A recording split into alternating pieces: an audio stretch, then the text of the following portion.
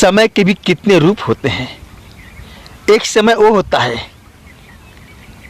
जब बाप पैसा कमाता है, उसके जेब में बहुत सारे पैसे होते हैं, उसके पास अपना शारीरिक बल होता है, वो स्वस्थ होता है, उसके चारों बेटे, सारे बहुएं, बीबी, बेटियां सब उसके अगल बगल एक तितली की तरह मंडराते रहते हैं, उसको कोई भी काम नहीं करने देते।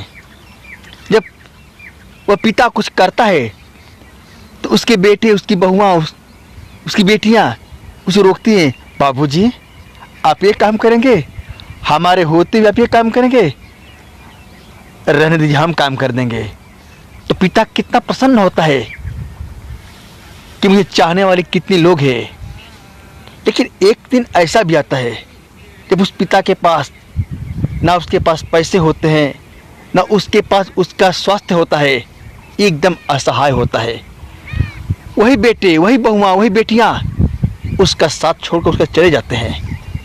तब बाप उस दिन के तरसता है, उसके पास जब पैसे थे, उसके सभी लोग उसके आगे पीछे घूमते थे, आज वो कंगाल हो चुका है, उसका साथ देने वाला कोई नहीं है। वक्त का एक ऐसा ये भी रूप होता है, अजीब विडंबना है, अजीब विडंबना है।